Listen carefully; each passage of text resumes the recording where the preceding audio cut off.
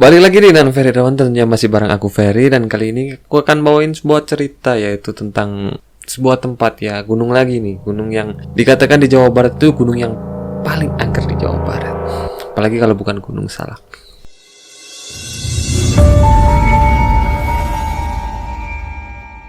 Gunung Salak mempunyai ketinggian 2211 meter di atas permukaan laut dan merupakan gunung yang berada di dua kabupaten nih, Kabupaten Bogor dan juga Kabupaten Sukabumi. Dan gunung ini dikelilingi oleh banyak sekali hutan-hutan yang cukup rimbun dan masih sangat lestari ya, yang termasuk di bawah pengelolaan Perum Perhutani. Menurut kepercayaan orang Sunda, Gunung Salak ini termasuk gunung yang suci karena di gunung ini dulu terdapat suatu peristiwa di mana Raja Pajajaran zaman dulu, yaitu Prabu Siliwangi, itu bermoksa di tempat ini atau menghilangnya atau melebur gitu dengan alam di gunung ini. Dan juga gunung ini dipercaya sebagai tempat bersemayamnya para Batara dari Kayangan. Gunung yang menjadi tempat jatuhnya pesawat Sukhoi Superjet 100 ini ternyata menyimpan banyak sekali cerita yang cukup asik untuk kita bahas. Dan kita akan bercerita beberapa cerita mistis-mistis yang ada di tempat ini, di Gunung Salak ini tentunya. Yang pertama adalah terjatuhnya pesawat Sukhoi Superjet 100 di Gunung Salak, di salah satu lereng Gunung Salak ini. Tragedi yang terjadi pada tanggal 9 Mei 2012 ini adalah tragedi yang sungguh memilukan ya, di mana pesawat yang digadang-gadang sebagai pesawat yang cukup modern gitu waktu itu, cukup keren gitu, dengan fasilitas-fasilitas yang dan keamanan yang cukup tinggi, tetapi bisa menabrak di salah satu lereng Gunung Salak ini. Pada saat itu, pesawat ini sedang melakukan demonstrasi penerbangan untuk membuka cabangnya di Indonesia. Tapi terjadi sesuatu yang cukup naas, di mana pesawat itu mengangkut 45 orang, 33 penumpang dan 8 lainnya adalah kru atau awak. Dari segala investigasi yang kumpulin di berbagai macam sumber, ternyata nggak ada error atau semacam kerusakan apapun di pesawat ini, murni karena human error dari sang pilot. Dikatakan terdengar dari voice recorder pesawat itu ketika black box-nya itu dibuka gitu, dianalisis. Ternyata sudah beberapa kali pesawat itu memberi peringatan gitu kepada sang pilot, tapi diabaikan gitu. Di sini diketahui bahwa seluruh alarm dan peringatan-peringatan keamanan yang ada di pesawat itu semuanya itu berfungsi dari mulai ketinggian, bahkan sampai detik-detik terakhir pun peringatan keamanan itu masih terus berbunyi gitu. Sampai salah satu percakapan kokpit itu mengatakan ketika pesawat pada ketinggian 800 meter dan hampir mendekati tanah gitu, hampir landing gitu, itu peringatan bahwa roda pesawat belum keluar itu berbunyi sebanyak 3 kali. Dan ini merupakan 38 detik terakhir di mana pesawat itu terbang. Dan ketika itu alarm berbunyi dan memperingatkan sang pilot untuk segera mengeluarkan rodanya karena memang ketinggian sudah mendekati tanah gitu. Ketinggiannya adalah 800 kaki. Alarm itu menyala 3 kali dan di saat alarm itu menyala, sang pilot pun mengatakan mungkin ini ada error di database-nya gitu, dalam bahasa Inggris. Maybe database gitu. Setelah peringatan ketiga kalinya, hanya berselang waktu 2 detik, pesawat ini menabrak salah satu tebing di Gunung Salak ini.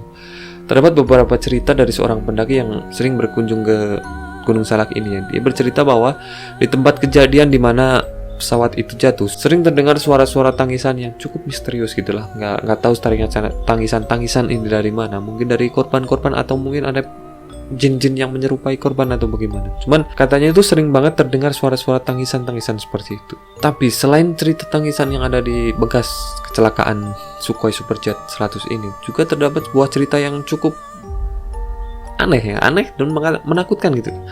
Ketika itu ada seorang pendaki yang melihat seorang nenek yang sedang memanjat sebuah tebing yang cukup curam gitu.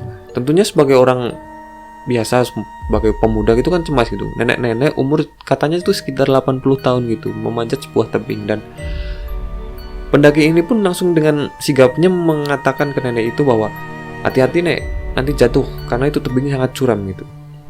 Cuman si nenek ini dengan datar gitu, dengan ekspresi yang datar cukup menyeramkan menoleh ke pendaki itu, dan si nenek ini berkata,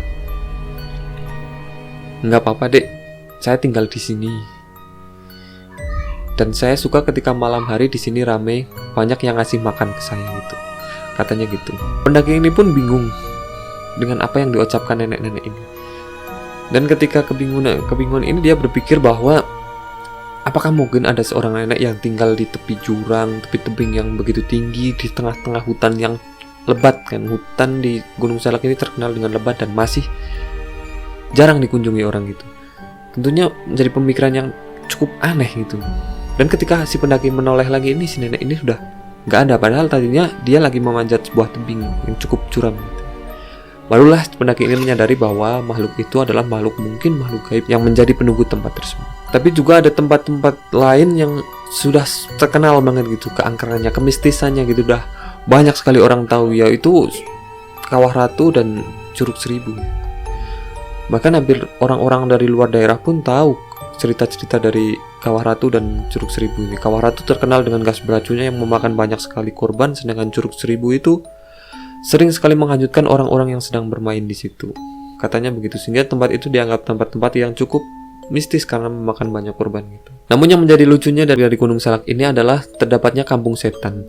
Biasanya kalau di gunung-gunung itu terdapatnya pasar setan ya, kebanyakan di Sindoro, Sumbing, Merbabu, bahkan di Merapi gitu, Lawu. Itu kebanyakan adanya pasar setan, tapi di Gunung Salak ini justru adanya kampung setan gitu. Itu yang menjadi suatu hal yang unik. Cerita ini bermula ketika ada seorang pendaki yang sedang berada di puncak, kalau nggak salah puncak Manik ya, puncak tertinggi. Dia lagi ada di puncak bersama teman-temannya, dan seperti biasa lah, seperti orang-orang yang sedang naik gunung gitu. Dan si pemuda ini tiba-tiba masuk ke sebuah perkampungan, nggak tahu itu di mana, dan di situ ada seorang yang menjual pisang goreng gitu katanya. Menjual pisang goreng, anak itu pun beli, pendaki itu pun membeli, dan keluar gitu aja, kayak biasa aja gitu. Ketika hendak mau turun, teman-temannya pun bingung dan bertanya kepada pendaki itu. Pendaki itu naik bersama beberapa temannya gitu, ceritanya kayak gitu. Dan beberapa temannya itu bertanya kepada sang pendaki itu yang membeli tadi, "Kamu beli di mana pisang goreng ini?" Dan si pendaki itu pun menjawab kalau dia membelinya di salah satu pedagang yang ada di situ gitu. Sedangkan yang namanya di gunung, bahkan mungkin di semua gunung itu ya, kalau di puncak kayaknya nggak mungkin ada orang dagang di puncak gitu, apalagi pisang goreng kan. Itu sesuatu yang aneh itu. Kita buat naik ke atas saja udah susah, apalagi bawa barang dagangan gitu kan, kompor dan segala macamnya itu kayak hal yang mustahil gitu lah, kayak nggak mungkin gitu.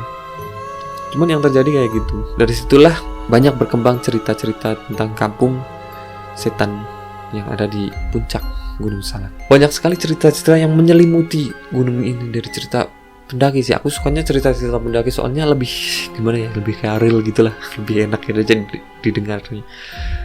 Dari cerita pendaki juga ada yang cukup unik ini, di mana ada sekelompok pendaki yang saat itu berisi 4 orang ya.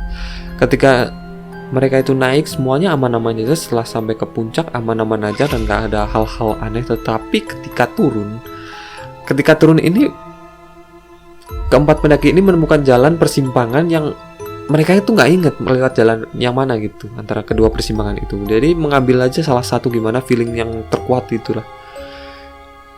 Ternyata jalan itu lama-lama hilang gitu. Seakan-akan menjadi jalur yang buntu gitu. Tersesat di tengah hutan, nggak tahu yang mana arah kemana, selatan mana gitu kan, susah kalau di dalam hutan gitu kan, cukup rimbun ya. Mereka pun terus melanjutkan selama berhari-hari dan berminggu-minggu ini. Dikatakan tersesat sampai 2 minggu. Dan setelah menemukan sungai dan menyusuri sungai, ternyata mereka sampai di sebuah jembatan yang cukup ramai. Akhirnya mereka bisa menemukan kehidupan gitu, menemukan orang-orang lain gitu. Setelah menemukan orang lain, dia pun bertanya, "Ini di mana?" gitu. Ternyata itu tembus sampai ke Cirebon gitu. Bisa dibayangkan kan, dari Bogor sampai Cirebon jalan kaki gitu. Panjang banget ya. Cuman mereka terus lewat hutan dan menyusuri sungai, itu yang anehnya tuh gitu. Harusnya kalau kita menyusuri sungai itu biasanya banyak sekali jembatan-jembatan yang bakal kita temui, tapi dikatakan di sini hanya menyusuri sungai terus menerus beberapa hari dan sampailah di suatu tempat di kota Cirebon. Pokoknya banyak sekali cerita-cerita yang menyelimuti Gunung Salak ini. Wah, kalau aku riset ya ini banyak banget. Aku cuma ngambil beberapa aja sih, cuman cukup unik Gunung Salak ini yang katanya menjadi gunung terangker di Jawa Barat, dan banyak sekali cerita-cerita. Salah satunya pendaki dari salah satu universitas ya, dan saat itu mengadakan makrab yang tiba-tiba disesatkan oleh salah satu makhluk yang di situ. Ketika mengadakan makrab itu mengadakan suatu jurit malam, dan salah satu kelompok yang mengikuti jurit malam itu disesatkan sesosok makhluk yang ada di situ, sampai ada api unggun menyala besar yang tiba-tiba mati seketika seperti disiram air. Pokoknya banyak sekali cerita-cerita yang menyelimuti Gunung Salak ini. Dan mungkin cukup itu ya dari cerita-cerita aku kali ini tentang Gunung Salak ini. Bagi kalian yang punya cerita-cerita unik dari Gunung Salak ataupun gunung-gunung yang lain, boleh sekalian komen di bawah. Dan kalau aku ada salah kata dan salah-salah cerita mungkin karena kesalahan aku sendiri, dan aku mohon maaf, boleh diberikan di bahan komen yang cukup. Sekian cerita dari aku dan terima kasih.